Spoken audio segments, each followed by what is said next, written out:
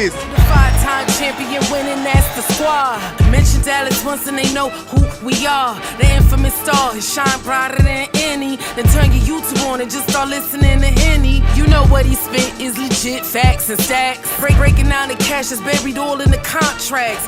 Who got hurt, who got benched, what's the score? Ask the man behind the hat in the shades, your landlord. Giving us a real, he ain't scared to name names. Delivering the NFL news with southern slang. Move out the way, don't want no birds, no cheesesteaks. Or them tiny little men from New York, get up your weight. And Washington, hey yo, what's your name again? You had the biggest year of your life, still couldn't win. And then again, they don't got time to mess with you. West Coast is in the booth and he getting the interviews. With Jerry Jones, you know we make sure we in the news. And the people saying give us some more, they can't refuse. They call up Lou, get all his takes, he coming through. Now we drunk and nefarious and they taking y'all to school. Cowboys College, fill you up with all the knowledge. They link up with Boss or with Vach, you gotta watch it. And it's you got it, dropping the intro, get to know me. We staying on their neck until we holding up the trophy.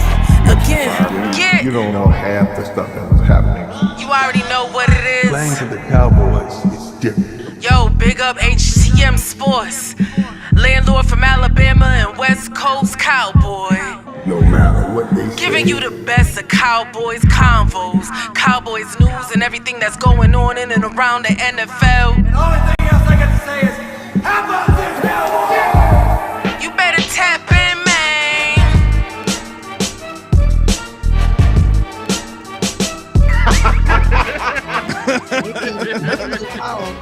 And we are live.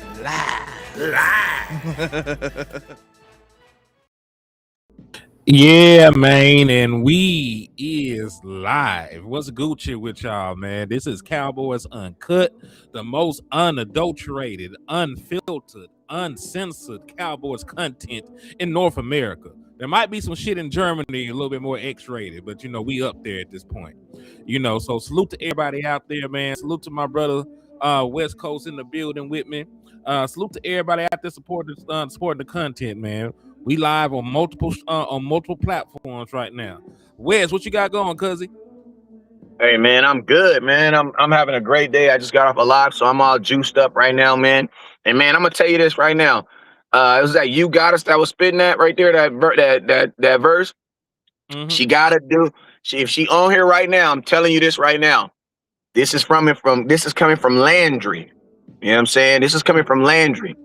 You need to drop the weekly diss tracks of whoever the Dallas Cowboys is playing. I promise you, girl, she gonna go viral, dog. Because bar for bar, she got the best lyrics when it come to, like, you know what I mean, bro, like, I think that what she did is harder to do than like some random dude just getting on there and rapping about whatever he want to rap about. You know what I'm saying? Like, having to put people's names in there and put situations in there and having it actually sound like a song. That girl's talented, man. So salute to her, bro. Yes, indeed. Salute to the intro goddess. You know, salute to everybody out there watching right now. JV B-boy, you ain't lying though. Like that intro went crazy though. I can't even skip past that. That motherfucking intro was crazy. You know what I'm saying? Like this might be the hardest intro in the game right now, man. So it is for sure. It's the hardest intro in the game. That's one of the hardest. Yes, yeah, man. It's one of the hardest albums for sure. Ain't nobody messing with that for sure. Yes, indeed, man. But salute to everybody out there right now, man. JV B-boy in the building, Jaquan Collins, Ralph Castro, my boy Drell C with the he got like 7 championship trophies. He's trying to manifest in the liquor store, man. So salute to my guy. Lee Harrison in the building, Lucky Johnson, long time no see. King G in the building, man, was Gucci, Cowboy Vet, Darren Southern in the building, my brother Justin Kitchen. Salute to everybody out there showing love. T Smooth, Magic, Kayla in the building. Man, we really got a lot to talk about though, man. But before we say anything, y'all know the usual rules of engagement when you tap in with your independent content creators, man. First and foremost, hit that like button. It helps with the algorithm.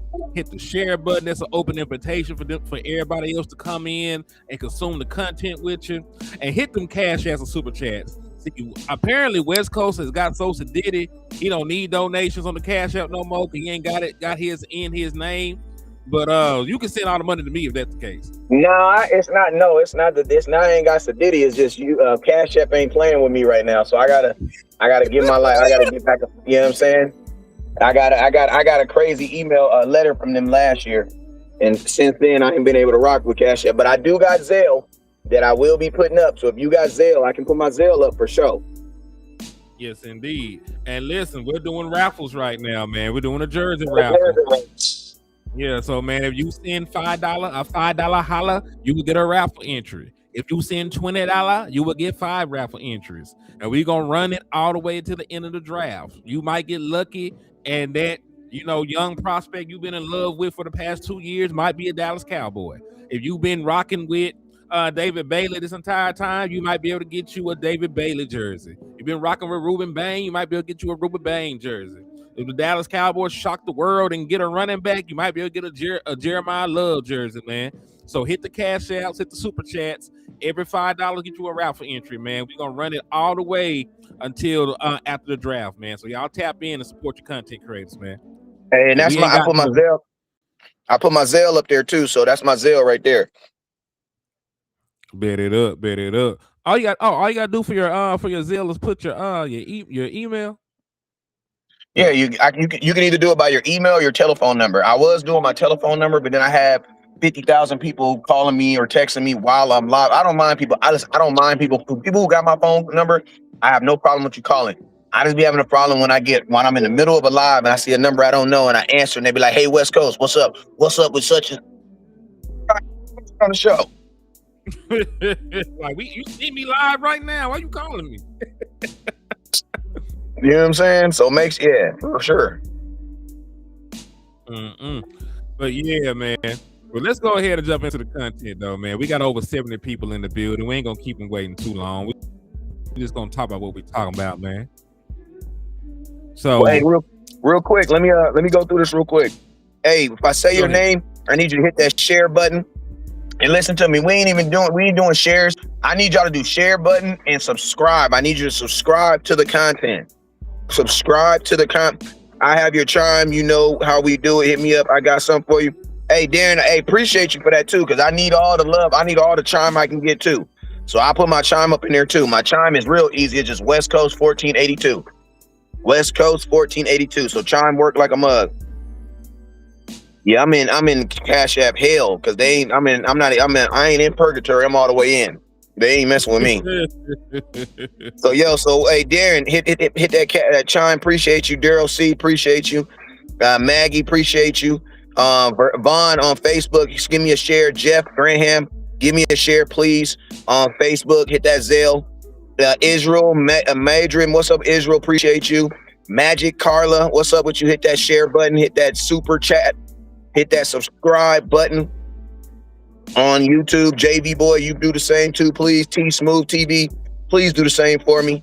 Lucky Johnson, appreciate you watching on YouTube. HTM Sports, hey, Henny Demore got a raffle.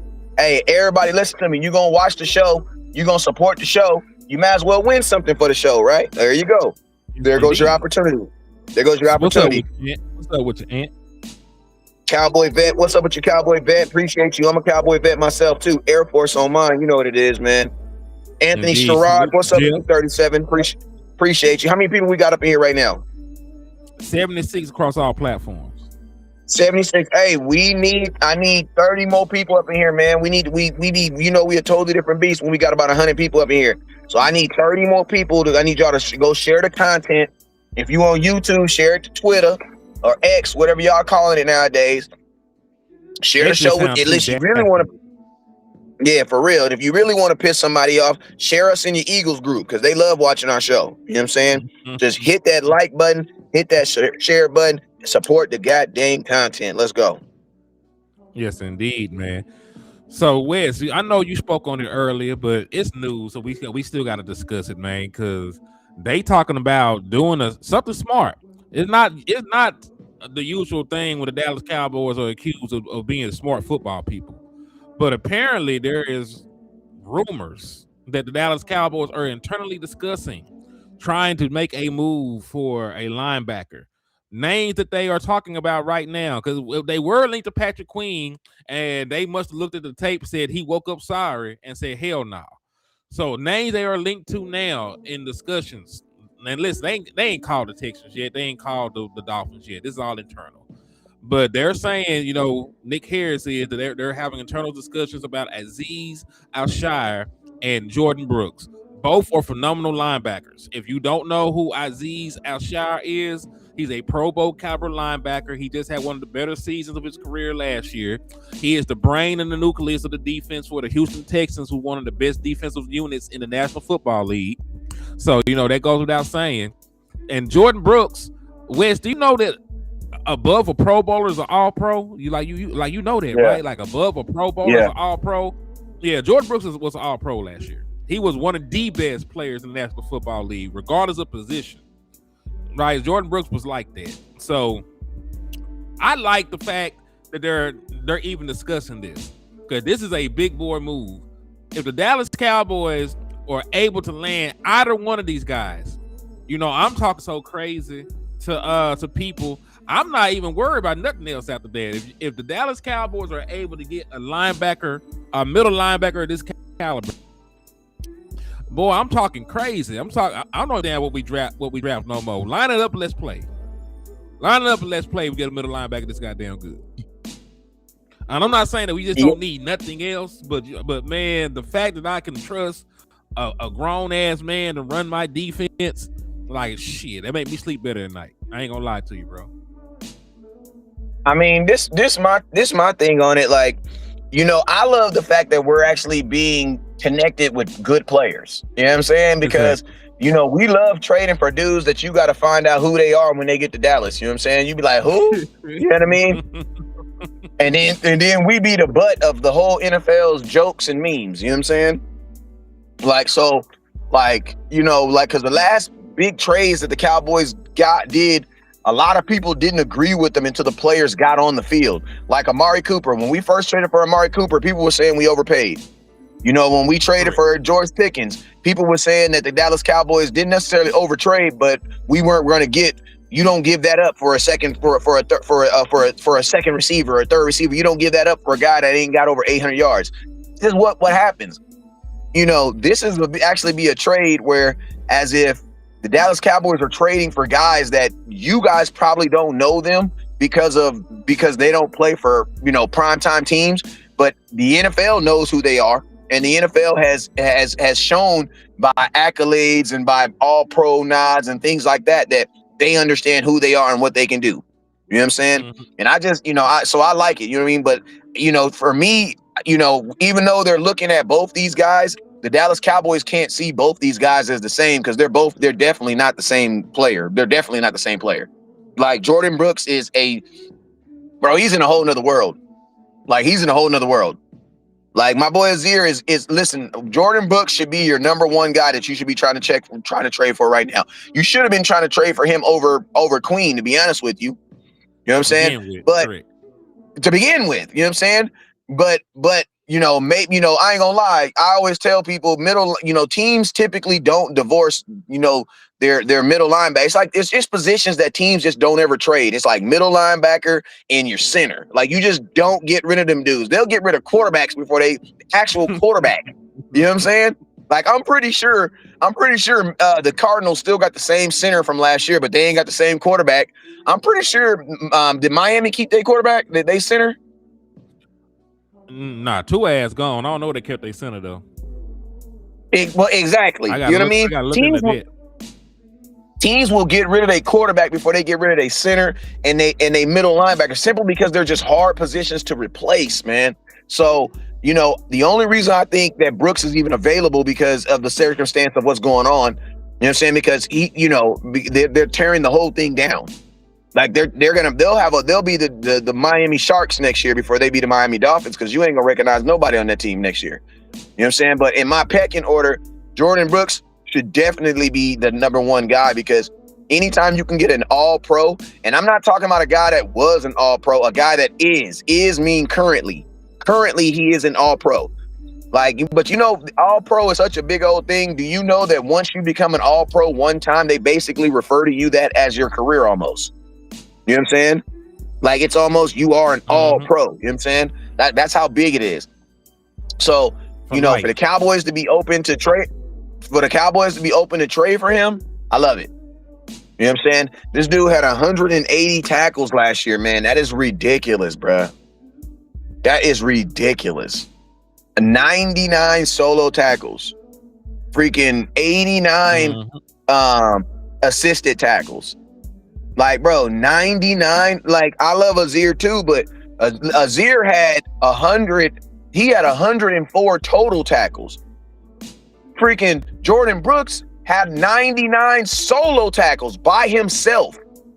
Bro, there's only 17 games in the season. That's like freaking, that dude was, bro, like, he's so good, it makes you wonder, what the hell was his defensive line doing? Like, did they come to work some days? You know what I mean? Like, it's like that movie Friday when the dude came in with the busted up face. He said, well, damn, did you even hit him? Man. But yeah, I agree with you. And I'm gonna go even further. Jordan Brooks, Al Shazier, then, the motherfuckers in the draft at the very bottom, like 50 rows beneath them two, any motherfucker out the draft. And not just, I'm not even shitting on the linebacker class because I like the linebacker class. But dog, there's sometimes you can't send a boy to do a man's job, man. You can't send a boy to do a man's job. And these is grown ass man. This nigga got an entire beard right here. I know he got a wife and kids somewhere. I know he got a wife and kids somewhere. I know he got something he playing for. Like, I need somebody with experience that's seen NFL offenses. I need something I can count on, man. And I know I'm gonna sound like a broken record every time I get on these shows and I talk about how important it is to have maturity and experience in the middle linebacker position. But it's important to have that shit. So let me ask y'all. Oh, salute to Suave too for the 5-piece. Let me read my brother's super chat first before I continue. He said Brooke was almost the best in fewest tackles. Yeah, also the best in fewest missed tackles. Yeah, he tackles well. He don't miss tackles. That's why he got so goddamn many. Like when he comes, he putting you down on the ground, man.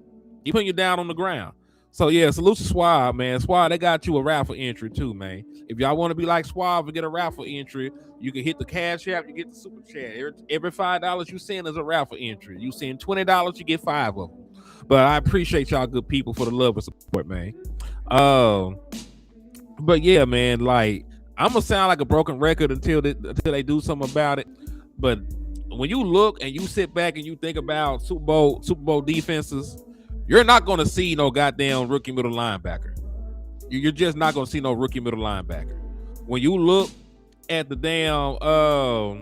damn Eagles from like 2 years back, their middle linebacker was not a rookie. Their interior linebacker was Zach Bunn, who was an All-Pro that year, and then they also had the dude that we tried to go get. In Nakobe Dean. What's my guy? Nakobe Dean. Right. So those were two veteran linebackers. Nakobe Dean was like in year 3, like year 3 or some shit like that. But he was still a veteran, player. Or it could have been year 4. But still, he was not no fresh out the box linebacker at that point. When you look at the damn Seattle Seahawks, they did not deploy a rookie middle linebacker. When you just go down the line, like the Chiefs, they had Nick Bolton. Nick Bolton had been there for a little bit. And before then, they had our guys. They had Kitchens in them. They had Hitchens in them. Right? So they didn't have no rookie middle linebackers out there playing and contributing at a high clip. Go down the list. Ray Lewis was not a child when he won those 2 Super Bowls with them. He was already a seasoned player at that point. If you just go down the list of Super Bowl defenses, you don't see a lot of rookie linebackers. And I'm trying to win this year. I think that might be the disconnect. If you think that we're a couple years off and this is just a building process and shit, cool. Go get you a rookie. I don't give a fuck at that point. But if you actually trying to win right now, if you're trying to win in 2026, you need a veteran linebacker, dog. Like real. Yeah, shit. You don't drop a rookie. If your defense would have finished in the top 20, then yeah, you can draft a rookie linebacker and possibly play him. But when your defense is in the 32nd, 31st worst, bro, there's no way you can drop a rookie middle linebacker on that defense, because part of the reason why you were 32nd last year is because you had guys that had no clue what the hell they were doing. Getting a rookie middle linebacker is basically going to do the same thing. And I'm going to be honest with you right now. Anybody right now that you're looking at a middle linebacker, you're most likely in the draft class, you're looking at him because of his athleticism, because it's very hard to judge someone's brain at the NFL combine.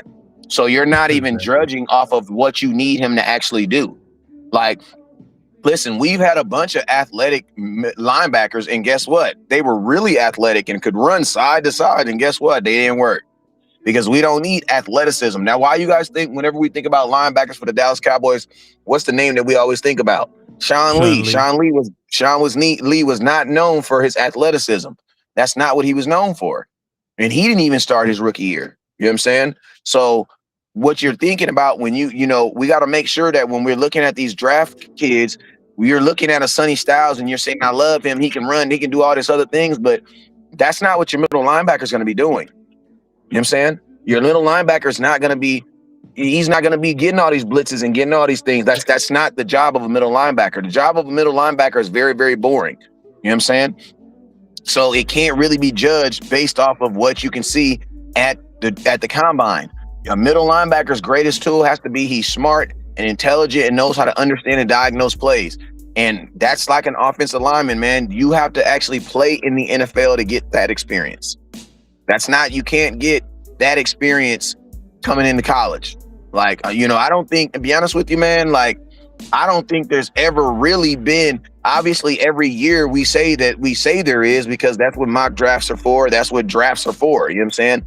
But the NFL has shown us that there is no middle linebacker coming into college and starting and being looked at as like a Fred Warner, or looked at as like as a guy. Listen, the guy that you're drafting, you're hoping he can be Jordan Brooks.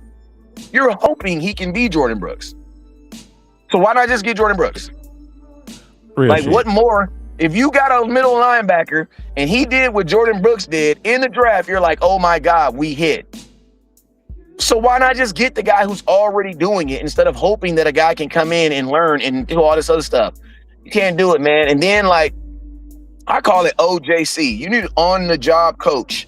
If you're going to go get a rookie middle linebacker or rookie linebacker, first off, middle linebacker is an earned position. That is not a position that you get just because you're a hot stud dude. No, you earn that position. That's an earned position. You should only be in that position because of what you did last year, what you did with some other team, some other year. In the NFL, in the same league, playing against the same type of quarterbacks. Because listen, these quarterbacks, even the quarterbacks that Ohio State played against, how many of the quarterbacks they played against is going to be in the NFL this year?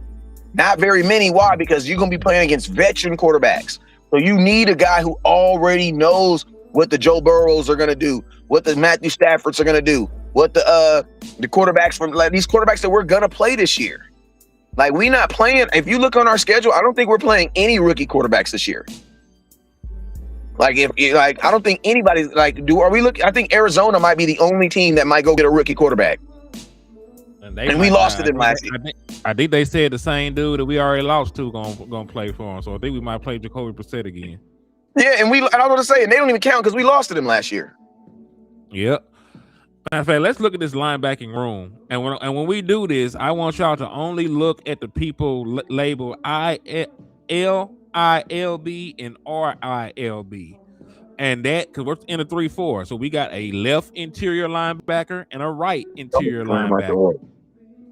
Yeah, if you look at WLB, that's going to be your outside linebacker. That's a pass rusher. That's why you got Rashawn Gary there. And that's why you got Donovan Izaraku there. Like, if you see SLB or WLB, they rushing the passer. So your interior linebackers, the people that actually play middle linebacker on this team, Shamar James, who was a late round rookie last year out of Florida, still got a long way to go. Maurice Leofow. Matter of fact, this is incorrect. Maurice is actually an edge rusher. He's an edge rusher now. Yeah, he got moved to edge, so we're not going to count his ass. So we got 3. We got DeMarvin Overshawn, Justin Bear, and Shamar James. We got 3 possibles at interior linebacker, and that now one of these people you feel comfortable with, and we just being 1,000%. No disrespect, but I might have an aneurysm if these motherfuckers started this year. Like real shit. I mean, if you look at from the SLB to the RILB to the LILB to the WLB, none of them dudes can be a middle linebacker, bruh. Not one of them could. I wouldn't trust none of them dudes to be a middle linebacker. James Houston, I'm sorry, would probably be the only one that I would, and I don't even trust him. I wouldn't want him as my middle linebacker, but I would pick him over them other dude. Man, so yeah, the Dallas Cowboys for sure have set themselves in a position where they have to do something at the middle linebacker. And I'm gonna be honest with you, the fact that we're actually being rumored to be trading for these types of dudes lets you know what they already feel about the draft. Like if they felt this confidently about the draft, you wouldn't even be thinking about the guys that we're trying to draft. And we're not looking. I love the fact that the Dallas Cowboys aren't trying to get like these middle linebackers that you don't really know about. All these dudes are established. So it sounds like the Cowboys feel the same way about middle linebackers we do. They don't want no rookie middle linebacker because there's not a rookie middle linebacker. If you have a zero on this team, or if you have Jordan Brooks on this team, there is not a linebacker in college. Sonny Styles is not starting over Jordan Brooks. He's not. He's gonna be on the outside rushing somebody. You know what I'm saying? So, I like the Dallas Cowboys are being smart about this. I agree. I wholeheartedly agree, man. Because I can't take the risk, man. Like there's positions where you just don't gamble with. You don't gamble with a young ass left tackle. You don't gamble with a rookie middle linebacker. And if you're really trying to compete right then and right there, you really don't gamble with a rookie quarterback. Most of the motherfuckers don't make the playoffs. Even they throw for a bunch of yards, they throw a bunch of interceptions too. You know what I'm saying? Like if you're trying to compete right then that year, I'm not talking about 2 or 3 years down the line. You're trying to compete right there that year. You don't bet on them motherfuckers like that. They're supposed to come in and be a little bit overwhelmed. It's the fucking NFL. There's nothing but super strong and super fast grown ass men here. That's why the NFL is the only professional league that requires you to be 3 years removed from high school before you can even enter to even play. Every other league, baseball, you can come straight out of high school. NBA, you got to play you got to be 1 year removed. The NFL is the only league that requires you to be 3 years removed from high school. So you got to be at least 19, 20, 21 to be in the NFL. Turn that down. Yeah, because even the NFL even the NFL knows that. Mm-hmm. So yeah, I'm not gonna bet no shit like that, man. Listen, and I'm not even sitting here disrespecting the draft class. I like the draft class, and we'll do a small pivot. We'll do a small pivot and talk about some prospects, because I'll be 1,000% with y'all. We have not, really deep dived, at least publicly. We haven't really deep dived into the draft like that because we've been trying to trade for niggas. We've been trying to get free agency out the way. That we've had a lot going on, so we're gonna start giving the draft more attention. You know what I'm saying? And these are just some prospects. Now, do I agree with Dane Brugler on some of these? Fuck no. I don't even have Kelvin Falk on my top 10 of edge rushers. He got him as number 3. So, I don't fuck with Kelvin Falk. You can't be a pass rusher if you don't get sacks. A motherfucker, you know what I'm saying? Like a gun that don't shoot, a chef that don't cook, and a maid that don't clean are the same thing as a pass rusher that don't get sacks. Like, how the fuck, you're supposed to be an edge and you don't do your main job qualification at a high clip. You know what I'm saying? So I disqualify him for that. But, just speaking on what we were speaking on, when you look at the linebacker class, right? I'm not even going to talk about the edge because I'm not trying to really, I'm not really trying to even bet on no rookie edge either. But if you look at the linebacker class, it's not a bad class. But tell me the last time that these guys stepped foot on an NFL field. Tell me the last time that they went against a Sean McVay offense. Tell me the last time that they, had to meet Bijan Robinson in the A gap or the B gap. Tell me the last time any of this shit happened. Because it's an unknown. Man. That's why we always say the draft is a gamble. It's a crapshoot. Damn, he got Jacob Rodriguez as the 6th best linebacker on his list. And it's crazy because a lot of I was about to say, I'm pretty sure a lot of Cowboy fans disagree because a lot of people have him as like a top. They have him like at least top 3 behind Styles and Arvell Reese. I think if you're just talking about middle linebacker, because this is the thing, and this is Arvell Reese is probably going to be more like Michael Parsons at the NFL level. He'll probably be more of a pass rusher at the NFL level. Because he made sure to do both drills. He did the linebacker drills and he did the pass rusher drills. He's gonna want to be a pass rusher because they get the guts, they get the glory, and they get the cash. Yeah, they get the big money. Sonny Styles. And that's how you win. That's how you win Defensive Player of the Year too. You ain't gonna win Defensive Player of the Year playing middle linebacker. Most times, it's not enough. It's not enough splash plays. Yeah, most times you ain't. Then Sonny Styles, he's a guy that. He's a great player, but I don't think he's a true like interior middle linebacker. Like I think he should do. You remember last time we talked? I think he should do all the Michael Parsons shit that we were promised. Have his ass everywhere on the field making plays. I don't think you should just leave him at middle linebacker. When you talk about C.J. Allen, I think he's a very fundamentally sound linebacker. I think he is very cerebral. I have some questions about his athleticism. Not even based on his workout, but just if you watch his film, it's not like his film said he's a fluid athlete.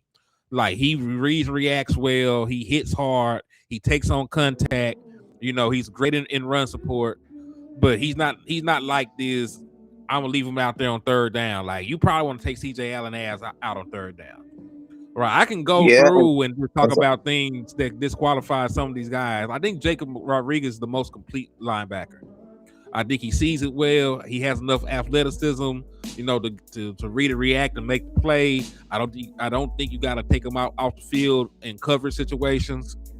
I like Jacob Rodriguez. I don't know what people are talking about him in run support. I don't see it personally. Maybe they watch a different film than me.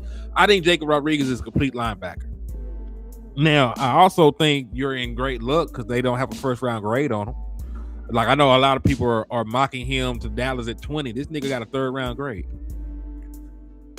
Yeah, and I'm gonna be honest with you. I want to get that 3rd round pick to Miami Dolphins to go get that boy Jordan Brooks, because I think a 3rd round pick, and a 3rd round pick, and to get Jordan Brooks, you probably gonna have to give him 2 picks. So I give him that 3rd round pick from the San Francisco 49ers that we just got. I give him that and something for next year. We got 3 fields. Just give him 1 of the fields. Okay. So I'll give him a okay. So yeah, I'll give him a 3rd and a 5th from this year. That's 2 players that they can go get. The 3rd round pick is in the top 100, so they're gonna get a top 100. In Miami, they're trying to blow it up anyway. So this is a perfect. They should be stacking up on picks these next 2 years. You know what I'm saying? So I think a 3rd round pick, because and I'm gonna tell you this right now. If you telling me I can get a 3rd round pick and then I can get Jordan Brooks with that 3rd round pick, then guess what? My pick 12, you can theoretically get whatever you want. And pick 20, you can get whatever you want. Why? Because as long as they're on defense, having a good middle linebacker, they're all going to play a little bit better. Like everybody's going to play better. Everybody's going to play. And I'm going to tell you, Jordan Brooks wouldn't have 180 tackles in Dallas because he has Quentin Williams and he has Kenny Clark in front of him. So, so you don't even need that from him. You know what I'm saying? He needed that in Miami because them dudes was not doing their damn job. You know what I'm saying? But you won't need that from him. So it's like, if you go get Jordan Brooks, then guess what? I'm taking a corner. I'm probably going to take a corner at and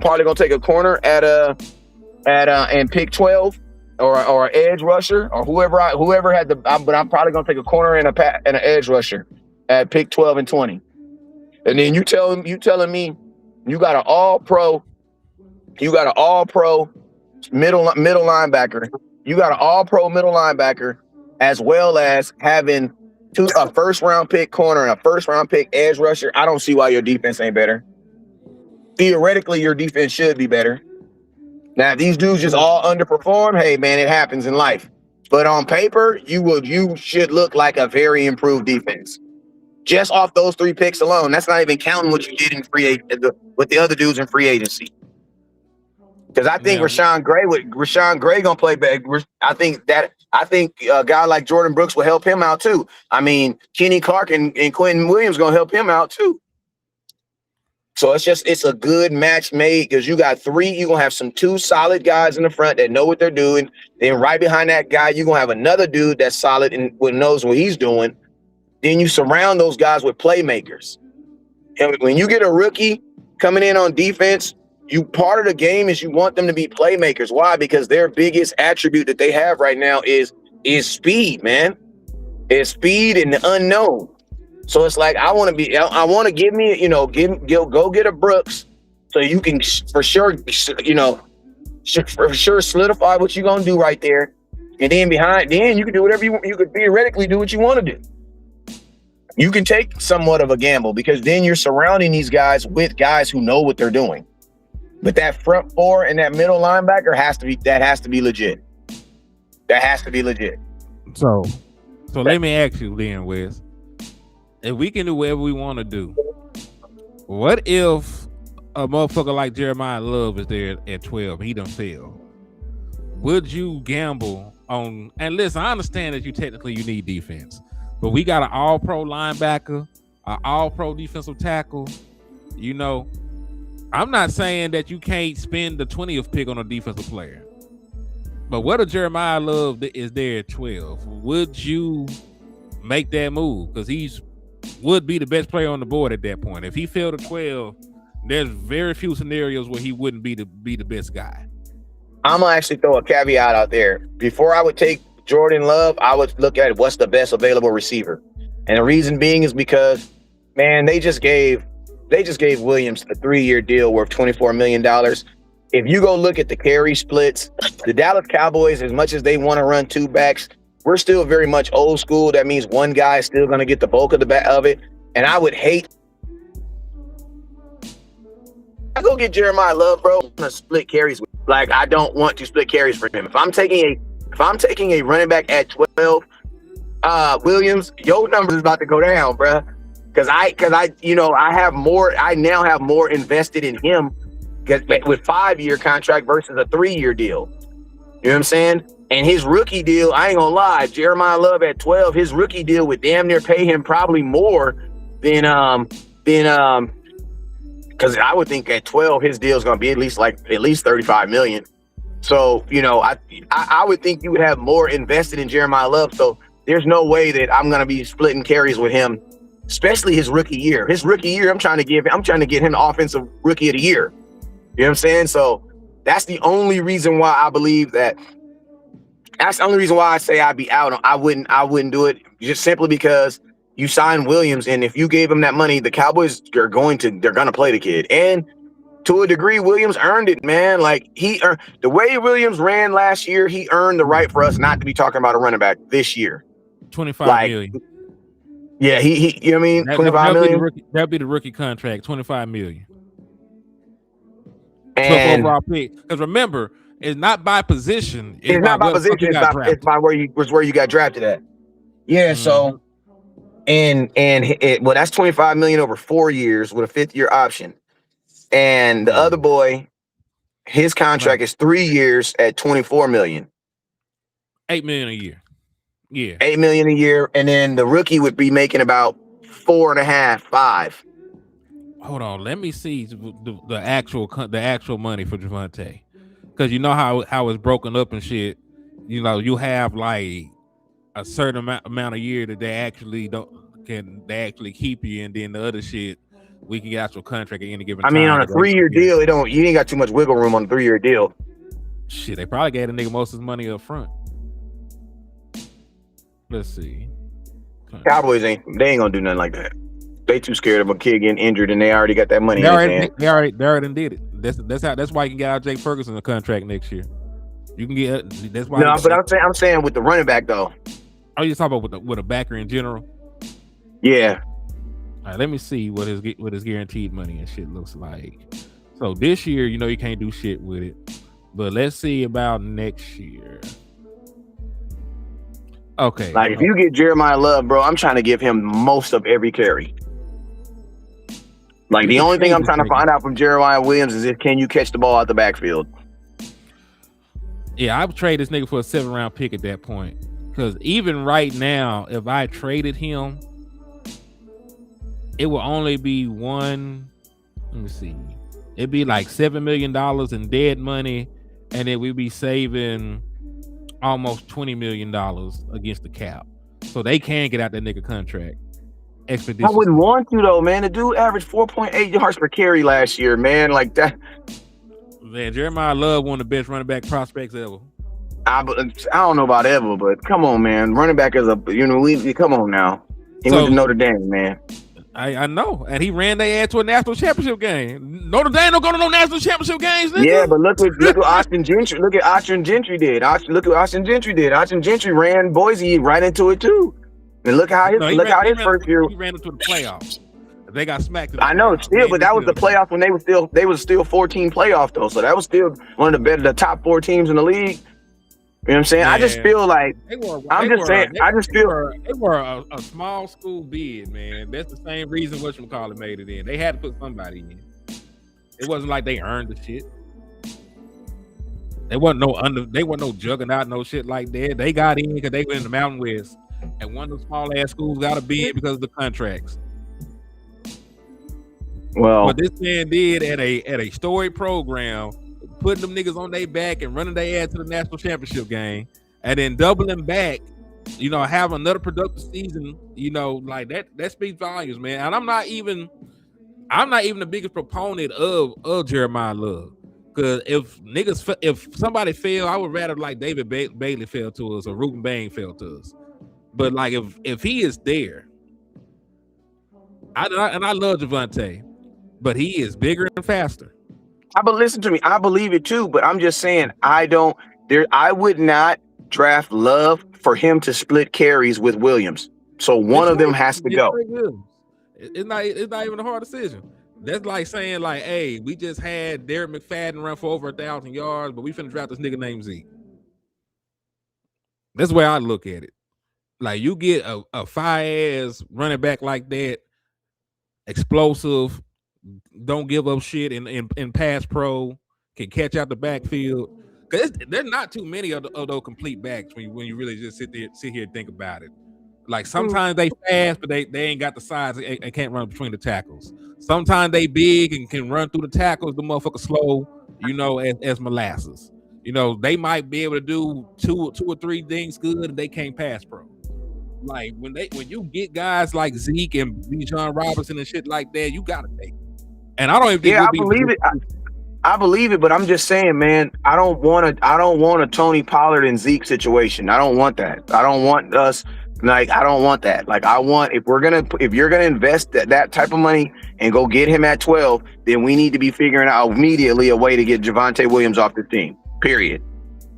Because if we draft an offensive player at 12 that high, as soon as he's drafted by the Dallas Cowboys, he's gonna have odds of being the offensive rookie of the year, and that needs to be your freaking goal. Because the last time you gave Zeke gave Dak a guy that looked like that, what did he do in 2016? They rolled 11-game win streak. So yeah, I'm all for it. I just don't want the organization thinking we're gonna draft a kid at 12 and then he's gonna share carries with Javonte Williams. That's what I don't want. So if we do it, I would be down to do it, but I would be hoping that the Cowboys find some way to get Javonte Williams off this team so that Love can have the bulk of them carries. I don't blame you because I don't want Javonte to be the reason why you don't get Love. If you handle your business, and I'm gonna tell you that too, and I wouldn't want him to be the reason either. Mm-hmm. I agree. But I don't want half of Love. I don't want to draft and get only half of him either, though. You know what I mean? Because 12 is a Micah Parsons type talent, man. I mean, you know what I mean? Like I want the league to feel Love. You know what I mean? I want them to feel it. That sounds crazy. That's dope though. They're not gonna feel it. They're not gonna feel him getting no 10 carries a game. No. He needs 20 carries, 24 carries. I want them to feel him. Feel the love. We finna go. Hey, listen, if we get this nigga, we gonna go ahead and trademark that. Feel the love, man. We gonna have feel the love with his number on there. It ain't gonna be 4 in Dallas, but you know. But yeah, feel the love. That's gonna be the new wave, man. Someone said, why though? Didn't the Lions have Gibbs and Montgomery? They look pretty damn good together. Yeah, and guess what they just did? Didn't one of them just leave? Yeah, Montgomery dipped, and then they picked up Isaiah Pacheco. Here you go. Say Henny, they. You know what I'm saying? Listen to me. And I'm gonna tell y'all something. Some of y'all gotta understand, and Big Mom used to always tell us, just because it work across, it's gonna work in this house. That's not how we build. Like, we do better when we have a one-horse back. Lastly, I mean, that's just be what we do. We do better when we have a one-horse dominant back and a good backup. This switching back and forth, no, I don't want to do all that. You know what I'm saying? I won't catch out the backfield and do all those things that I'm supposed to do anyway as a 3-down back. So just because it works in Detroit, you don't mean it's going to work in Dallas. That's not how we build.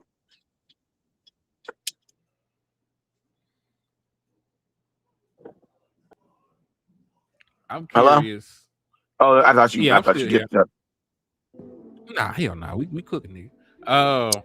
I'm curious though, because I understand where they coming from, because I'm not personally opposed to having 2 backs here. Because when you think about it, I understand what you're saying, but Zeke and Tony was dope together. Them niggas ran for over 2,000 yards. You know what I'm saying? Like, that was and listen, the year that they ran for over 2,000 yards, Dak still threw 37 touchdowns. So I'm not sitting here thinking that the offense would be bad with them. But you know, the only thing I don't trust is the politics. Like the politics. That's what I'm saying. And listen to me, and that's what I'm saying. Organization. I didn't say the actual players. I said the organization.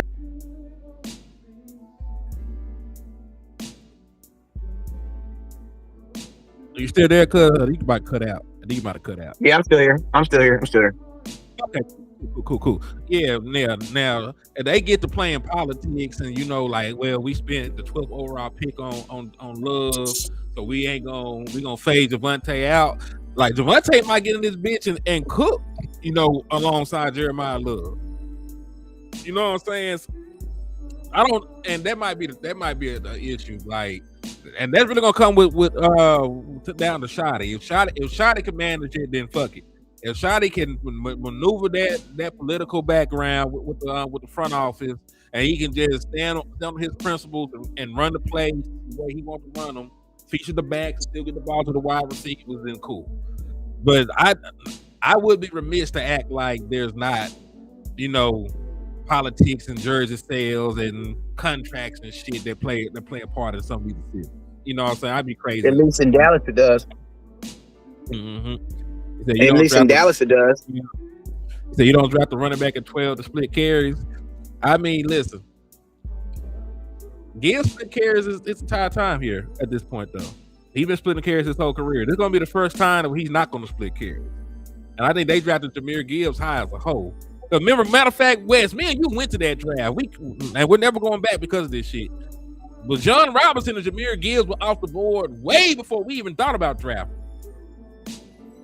Yeah, we didn't even get a chance. You remember when they were like, man, Dallas might try and get one of these running backs at what we picking, like 22, some shit like that. We were picking late as hell because that's when we got Myles Smith that year. Yeah, so like we got a whole trash bag of that year. We bought the whole trash bag. Yeah, that shit was god awful. That shit traumatized me from even going back. Like, damn, was it for us? Real? Was it for us? real? For real? Make you doubt yourself. Was it me, Jesus? Damn. Maybe it wasn't the devil this time. Like, man, like the Lord is gonna talk to you in your dreams. I told you, stay your ass at home. This was punishment. Oh, Jesus Christ, give me strength. But nah. But I will say, but think about this. Everything that we're talking about is based on the Dallas Cowboys taking care of their initial needs. And what are their initial needs? Middle linebacker. And yeah, middle linebacker and edge. Because I would prefer both of them to be veteran players at this point. But I mean, I'm going to be honest with you. I wouldn't mind the Cowboys drafting an offensive player and a defensive player with the first 2 picks, or with at least one of those picks. Because, man, if the Dallas Cowboys draft 2 defensive players and the 12th overall pick becomes Micah Parsons and the 20th overall pick becomes this other player that's really good, do you think your team, the Dallas Cowboys, is going to be able to sign both those dudes in the same year? Because those contracts are going to come up at the exact same time. And guess what? You only got one franchise tag. You're gonna have to stagger them. You can't let it get down to the 5th year option. Man, that's the thing though. That goes against what the Cowboys do though. That goes against common sense. If that was the case, Micah Parsons would still be on this team because they wouldn't let him get to where he got. So that's what scares me about the Dallas Cowboys drafting 2 defensive players in the first round, because I know they don't, at the end of the day, they don't really give a damn about defense. They'll let defense walk. Like, they will literally let them walk. Well, you better hope that we win some shit while we got them. And listen, we already talk as if we don't got that big of a window with Dak Prescott anyway. You know what I'm saying? So like shit, at that point we gonna just have to hope we win some while we got them here. And then if they don't want to keep them out to get this Super Bowl or 2, then fuck it. You know, we're just gonna pray about it. Facts. And that's a true statement, because man, both those contracts are gonna come up at the same time. Because think about this, you know, we haven't really had 2 big players that came up at the exact same time, and we still be having other reasons on why we don't sign players. Yeah, but I say this, it actually did just happen, and it was actually more than 2. It was 3. Dak was up, CeeDee Lamb was up, and Micah was up. Dak got paid, CeeDee Lamb got paid, Micah Parsons got traded. Yeah, and then think about this, Dak got franchised twice. Yeah, I'm talking about this last time. I'm talking about going into the whatchamacallit season, because Micah could have he was eligible for extension. And that go back to your point of saying that they don't ever do the smart thing and pay people early, like our superstars. The only people that get paid early is niggas like Osa. Niggas like Osa get paid early. Niggas like Jake Ferguson get paid early because they ain't gonna break. Third round pick. Yeah, they don't. Osa.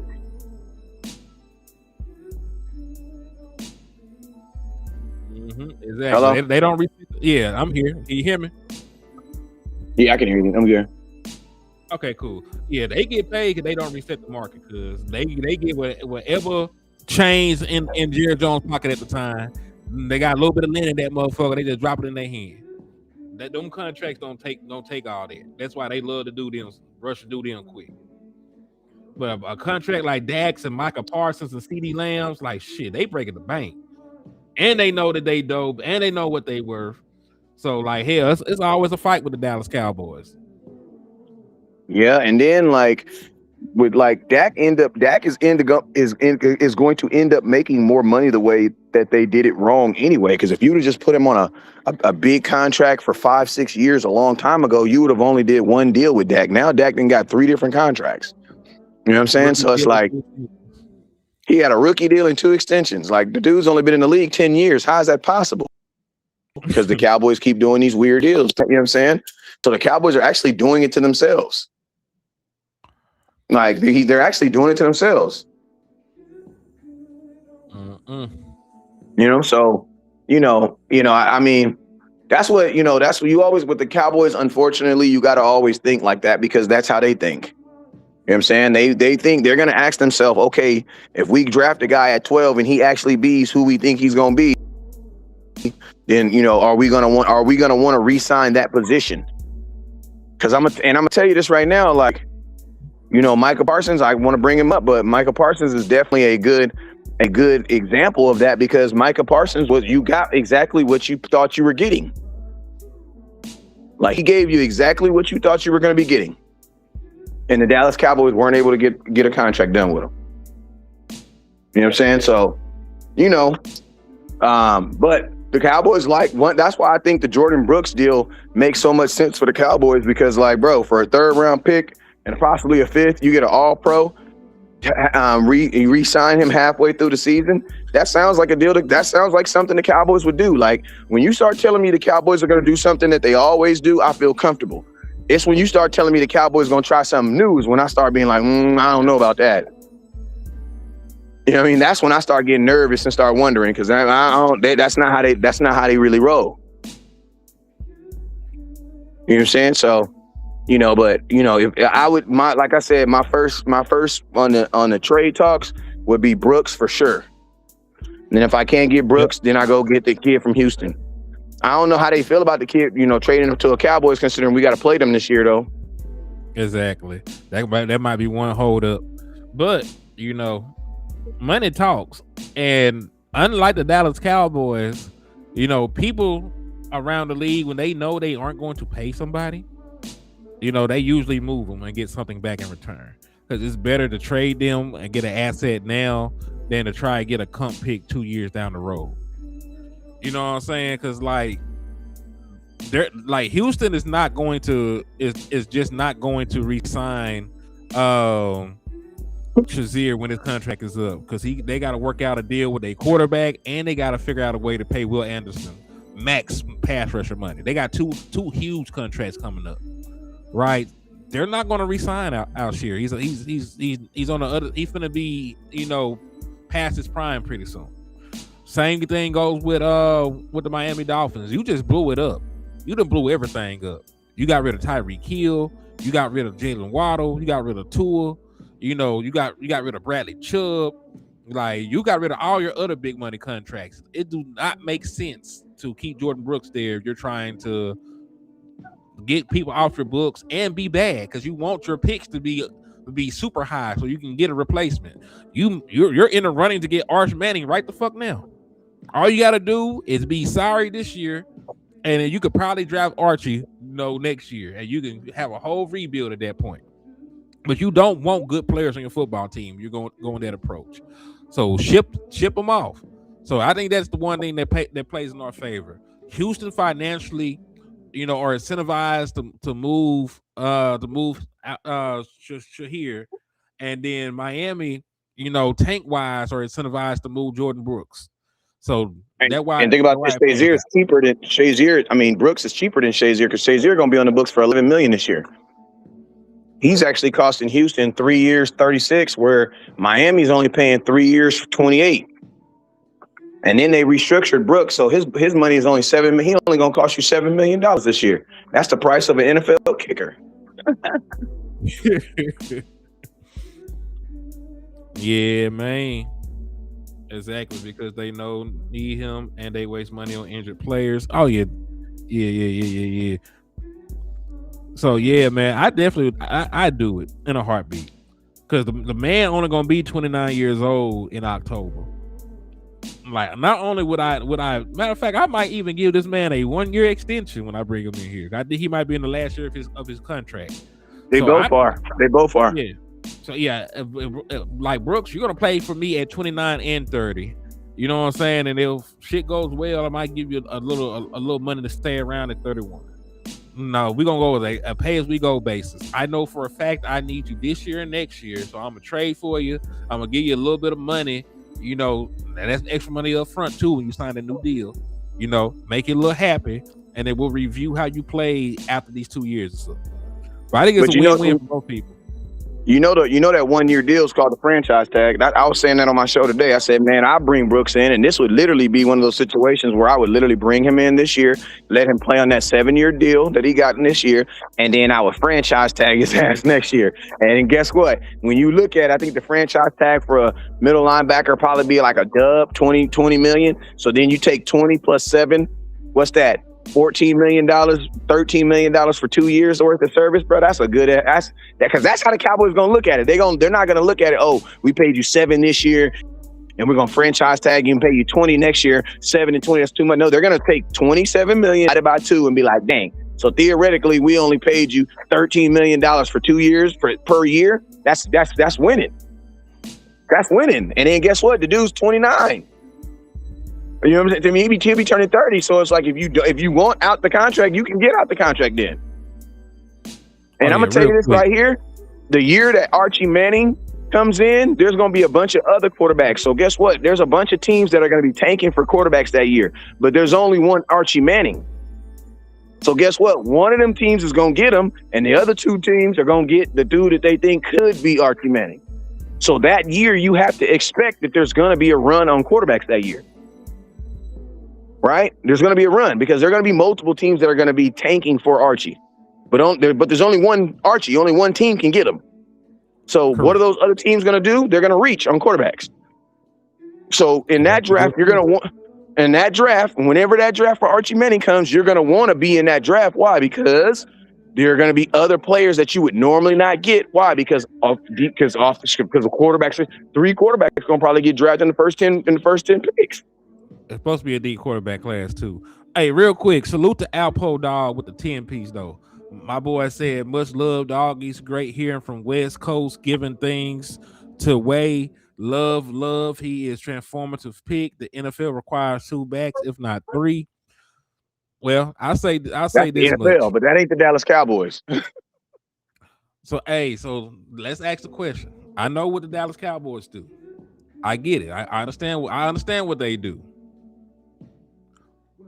But don't they say, trying the same thing over and over and expecting different results? Don't they say that's insanity? Yeah, that's what they say, but insane people don't say. They just say that it was a coincidence. Same person said it, but a crazy person go say, "Nah, that was just a coincidence." Hey, you know what I mean? They just say, "Nah, that was just a coincidence. That's all that was." That is fair. They do say that shit. They're like, Yeah, you know what I mean? Like a sane person would say that for sure. It'll be different tomorrow. Yeah, but a crazy person gonna wake up and say, "Nah, that was just a coincidence." It's gonna be better. It's gonna be different tomorrow for sure. So the Dallas Cowboys is crazy as a Beelzebub. What you trying to tell me? For sure. You know what I'm saying? That's why I say, like, everybody wants to tell me what the NFL. It's like you arguing with your parents and being like, "But all the other parents do." What's your parents gonna say? Man, I ain't the other parents. That's not working in my house. And that's how the Cowboys do business. Like, no, listen to me. 31 other teams in the NFL. Micah Parsons is on their team. He gets paid. Right? He gets paid. You know what I'm saying? The Cowboys were the only one that are like, we're not doing. Anybody else, any other team, bro, he gets paid. He gets paid. You know what I'm saying? But we didn't do it. Why? Because that's not how they want to do business. You know what I mean? So that's why I said you can't continue to use the NFL as your guide. You know what I'm saying? And we also got to remember, if we're going to compare to NFL, we need to compare it to teams that are winning the Super Bowl. Because I don't give a damn if the rest of the NFL is doing something if it ain't working for them. You know what I'm saying? Like, salute to Detroit, but Detroit got a way better defense than us too. So when you got a defense like Detroit, that's a whole lot of stuff. Listen to me. When you got a defense like Detroit, you can have Jared Goff as your quarterback. Hell, you mean? Jared Goff stayed on a Friday night. I love it. But you get what I'm saying though? Like, bro, that's how good their defense is. Their defense is so good, bro. They have Jared Goff as their quarterback. And he's not a good quarterback, bro. But guess what? With a good ass defense, he looked like Sam Darnold. That's funny as hell. They look like Sam Darnold. Y'all know. Listen to me, because y'all know Sam Darnold ain't no damn good quarterback, man. Come on now, knock it off, bro. You smoking? Come on, bro. But West Coast, he's won 20-something games in the last 2 years. He's won 28 games as a starter in the last 2 years. Listen to me. He went from a top 10 defense to a top 5 defense. That's what happened with Sam Darnold. That was the difference. And I'm going to tell you why I know. Because guess what? Minnesota didn't damn near had a new quarterback every year since freaking Kirk Cousins. And they're still pretty relevant. You want to know why? Because their defense, bruh. Look at Houston, bro. They just won 9 games last year with the worst starting quarterback in the league.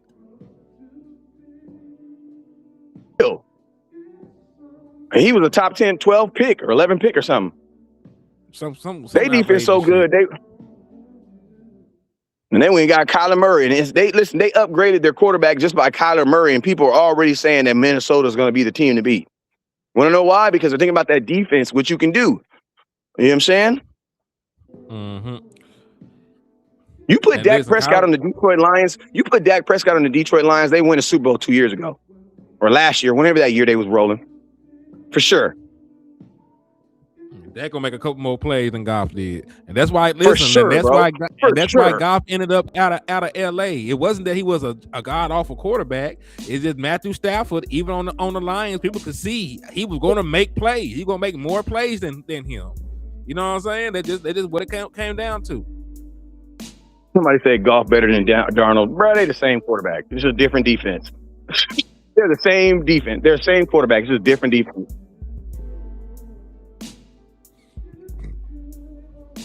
They're the same quarterback. Sam Darnold. That's why Sam Darnold didn't get the love. And the NFL knew that too. That's why Sam Darnold didn't get the praise that most quarterbacks get for winning a Super Bowl. He didn't get that. Mm-hmm. He didn't get that. They was trying to give it to the running back. They was trying to give it to the kicker. Then they was talking about just give it to the whole defense. Then we'll give it to Sam Darnold. The best thing Sam Darnold did for the Seahawks is he wasn't the running back. Yeah, the best thing Sam Darnold did for the Seahawks is he didn't lose them the Super Bowl. He wasn't the reason they lost the Super Bowl. And guess what? When you have a good defense, that's all you have to do as a quarterback. Like when you have a good defense, you can literally be what do they call a manager, or what do they call it? Game manager. A game manager. Like they literally when you have a good defense, you can literally be a game manager. That's all you got. That's all we need you to do is manage the game and don't lose it. Bro, when you put Dak on a team like the Cowboys, who had the offense is trash, bro, you got to be a playmaker. Bro, you got to make plays. If you don't make plays, we're not winning.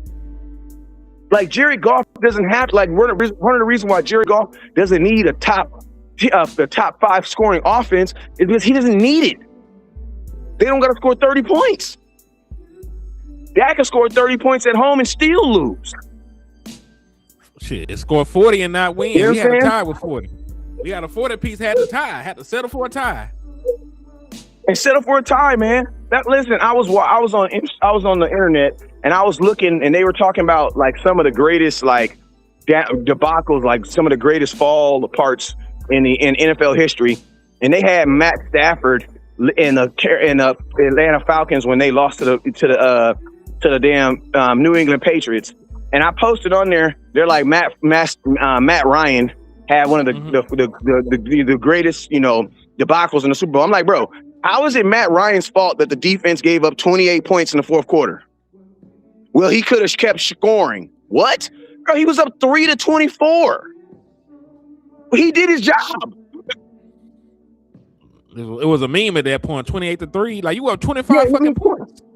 Yeah, like bro, how does your deep like if your offense scores 28 points anywhere outside of your house at someone else's crib, a non-place where you live, you should win that game, bro. If Dak go to San Francisco and score 28 points, you should win that game. If Dak is in New Orleans and he scored 28 points in another man's stadium, you should win that game. I also gonna say this. You should win that game, bro. That's really on Kyle Shanahan, because remember he was the offensive coordinator. He was the play caller. When you have a lead that big, why didn't you lean on your offensive line in the run game? Exactly. Like why were they in position to even get the ball back? There shouldn't have been no goddamn time on the clock.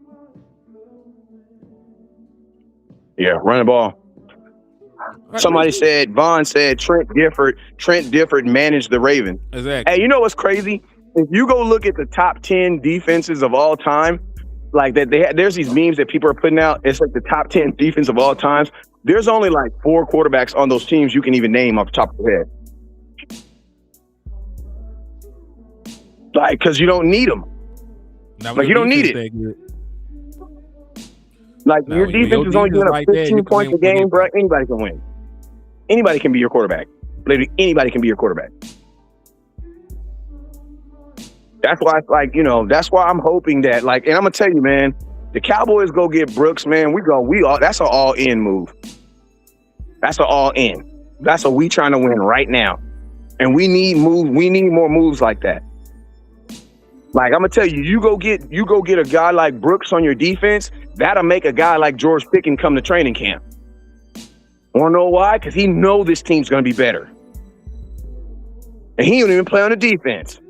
but he knows this team's gonna be better. Mm-hmm. You know what I'm saying?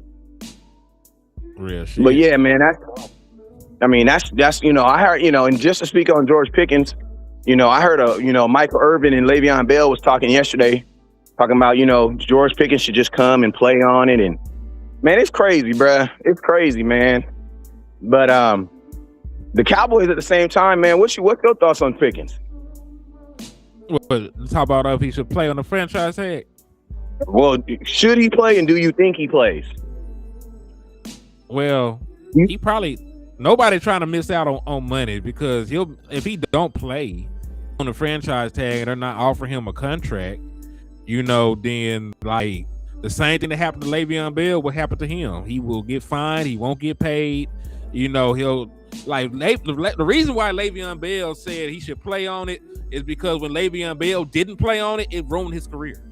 Like Le'Veon Bell's career was, and he was at the end of his career too.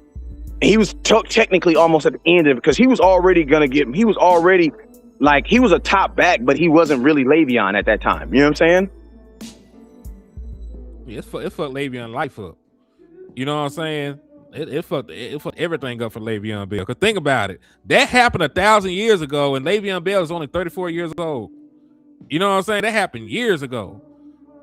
And after that shit happened, Le'Veon Bell, he played another 4 seasons, but he was never the same. He went to the Jets. He went to the Jets, and that shit was awful. And he never got that type of money again, ever. No, never. He missed out on it. That's why he out here boxing. $14.5 million. That's why he out here boxing fucking celebrities and shit. Like, and think about this. He lost $14 million to sit at home, though. That was the cold thing about it. Is like, he didn't use $50 million and go, become this NBA star and made the money back. Like, he was just sitting there and watching TV for nothing. Bro, Le'Veon Bell was fresh off of 1,291, 144. Bell was fresh off of a 1,291 rushing yard season, had 9 rushing touchdowns, and had another 655 receiving, nigga.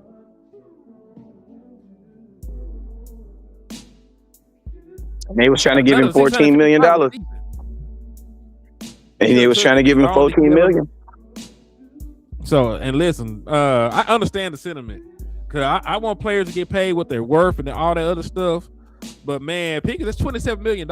Nobody, and listen, league-wide, when you think about the executives and the people that make these decisions and shit, they don't make $27 million. Like, they don't make that kind of money. Like folks around the league will look at that as a slap in the face. You are like for real. So I want people to get their money.